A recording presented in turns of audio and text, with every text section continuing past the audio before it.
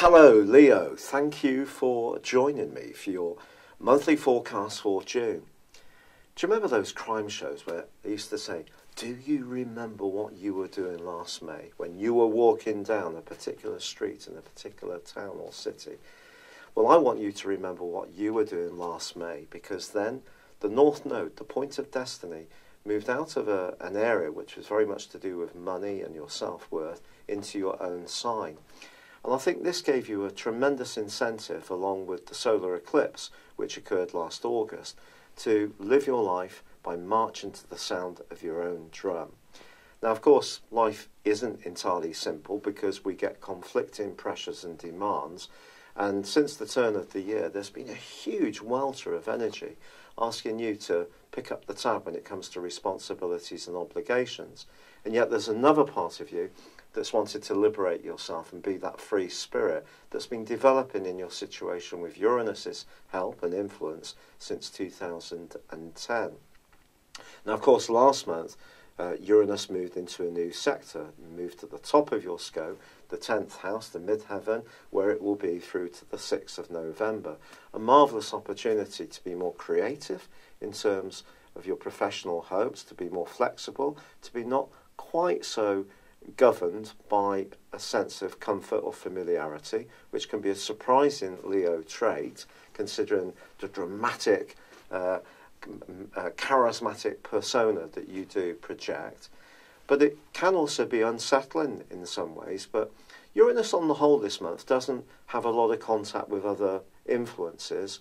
It's more going to be there, shaking up your thinking a little bit about how you can go about things. But as this month begins, there's a very sociable set of influences in play, as the Sun and both Mercury are combining in the sign of Gemini.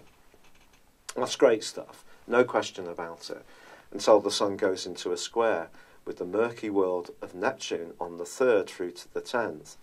When it comes to friendships or group situations, if there are any politics around any that you're involved with, it could really get you down a little bit and be a little draining, across these days. Especially if you're someone who likes things to be sort of upbeat. So if there are any politics going on, just keep an eye out for them, because they may not be terribly obvious. Perhaps also some of your own hopes for the future are being tempered by more practical demands around your finances. But also the North Node, which I told you about, which had been in your sign since last May, that is in opposition with Mars, the power planet, the planet of drive, the planet of instant gratification, the planet of our ego. That's in your sector of relationships all through this month, and it's in opposition with the North Node right through the month. That's absolutely consistent. Now, although the North Node is a notional point, it's still very influential. And I think that individuality that it was encouraging you to embrace last year, along with the solar eclipse in your sign, is going to be challenged a little bit this month by Mars. And of course, Venus, the planet of love, well, that's going to be moving into your sign too on the 14th. But until then, it's in a very psychological part of your scope and could make you think, not feel that things are that progressive around relationships. So if you're encountering some challenges, or there may be someone you really like and they're not available, or you're in a relationship which is not really generating an enormous amount of excitement, the combination of Mars's opposition to the North Node, which is your desires, if you like, and also Venus, which is in the point of endings and reflection and partings or sentimentality, nostalgia even, perhaps for someone from your past, I think that some of those individual aspirations you've had could feel a bit checked. Now, once Venus moves into your sign on the 14th, that's definitely going to be helpful. But before it does that, it does go into an opposition with Pluto. Someone could lay on some kind of guilt trip with you around about the end of week 1, and it can be immense. They will tell you that something will just fall to pieces without your involvement, or it could be you that's trying to persuade or impress upon someone the importance of their role. Watch out for this kind of extreme behaviour, because whether we get it or give it out, it's not necessarily great. Venus opposite Pluto, oh, yes, it happened to me once when someone told me that they were going to offer me this incredible deal for loads of British newspapers if I chopped my rate on that I was being paid per minute on the audio. And of course I went along with it, and of course it never happened. And that was going on in that individual's natal chart. So, you know, be cautious about that particular aspect. Whether it is something that you're wanting, desperate for, or something someone wants from you. Just be aware of the power around desire. Because with Mars in your sector of relationships all this month, it could be that you're going to be taking the initiative when it comes to your relationships.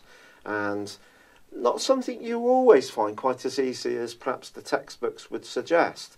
But if you do step out and you're single and you want to make things happen, I do feel that Venus moving into your sign on the 14th, plus Mars being in your opposite sign, is certainly going to up the ante. But the problem is, Leo, is that the two go into opposition from the 18th to the 28th. Yes, that could be quite tasty, because your desire is going to ramp up even more. But that doesn't necessarily mean that you're going to be attracted to the appropriate person or people, or will want to be. Maybe you'll want to be a bit footloose and fancy free. If that's the deal on both sides, why not? But if someone has a different expectation, that could cause some hurt.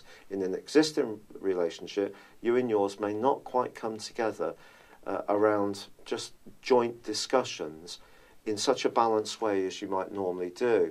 Now, there is also a new moon which occurs, on the 13th, which is forging an angle with also the point of Pluto, planet of Pluto, in the sign of Capricorn, in your 6th house.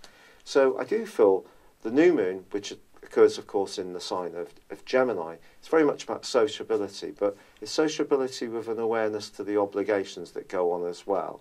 You can't be a total free spirit. Then, of course, we have the developing influence of Mercury, which moves on the 13th into the sign of Cancer. Now, when Mercury goes through the 12th solar house, as it does here, it can make us a bit doubtful, can make us a little bit lacking in confidence. It could see you less dynamic than you would normally like to be. It is going to be joined by the Sun on the 21st, and therefore you go from a more gregarious and outgoing and sociable part of the year into one where, a bit like Venus's transit through the sign of Cancer, you want to withdraw a little bit, retreat, have a bit more time to think things through. So you may just enjoy being in the sanctuary of your back garden, or going out on some peaceful walks, or being with people who are interested in spirituality and more uplifting type of stuff. But Mars does slam on the brakes on the 26th of this month. Mars is going to be in your sector of relating through to the middle of November, apart from 2 weeks, because the retrograde sees it go back into Capricorn but then come back into Aquarius. So generally, relationships are going to be a big part of your thinking, all sorts of relationships, not just romantically, through to the middle of the last but 1 year of the month. Big stuff, huh? And also, Mercury then goes into an opposition on the 21st with Pluto itself. And if there is something that someone's not very happy about with you, they could surprise you by launching something of a, let's just say, a rather frank but surprising analysis of a weakness of yours, or maybe you'll get to hear it through a third party, which of course is always worse. Or perhaps it's going to be you that's going to be using a little bit of politics to make a point. But when Mercury and Pluto are in opposition, very strident opinions can definitely be exchanged. Now that brings us on to the full moon, which occurs on the 28th. And I've got to be totally truthful with you, it's a real tough one. With Saturn and Pluto in your sector of health, work, diet, fitness, life organisation, that's obviously, these are highly important influences.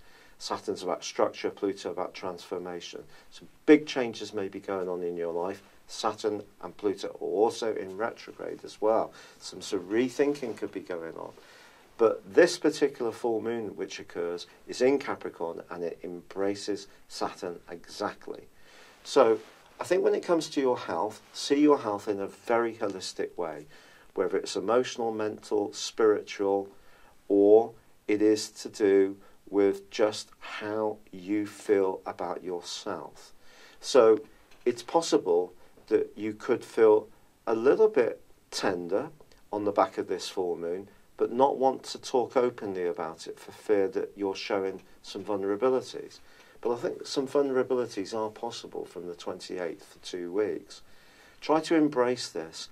This is a very Western problem, I feel, where we're very hung up about always showing some kind of tough exterior, which is not very good for what goes on inside of us.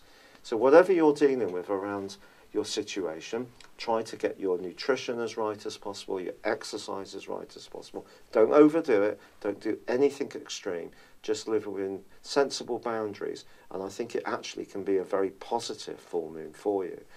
But it is true to say that you also need to be aware of the more spiritual and emotional dimension, the psychological dimension, which comes from the sun's location in your 12th house, which may mean opening up to some of your fears, your phobias, your anxieties, or the fact that perhaps you're not quite as self-confident, dominant, and popular at every instant in your situation as you might in some ways seem to suggest in your natural persona, which is larger than life and seems to gather a lot of admiration from others. So this could be stuff operating at a very private level, or someone may tell you something that you're not expecting that you could find a little wound in.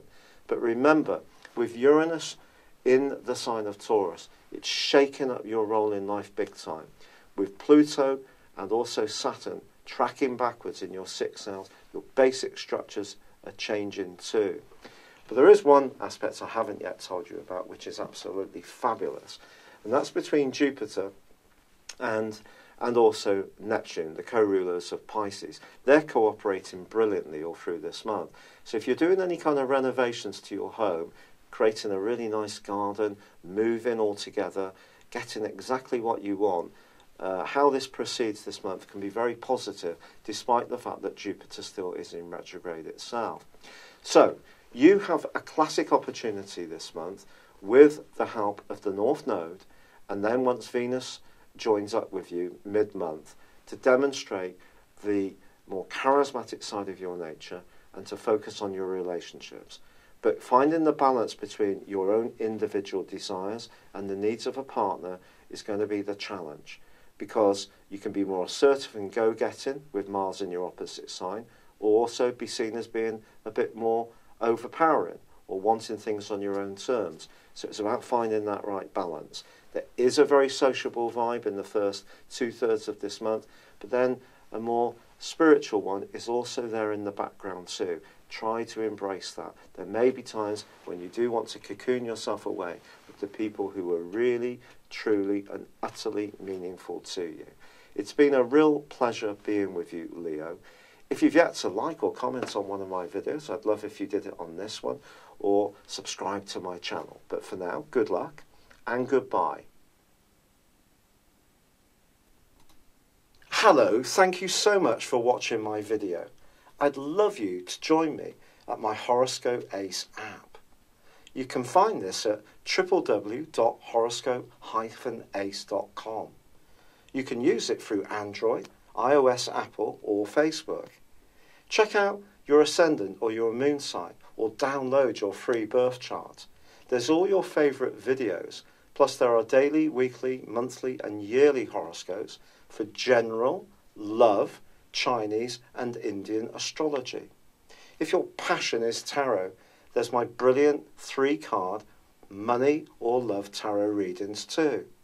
And it's all there at www.horoscope-ace.com. Thank you.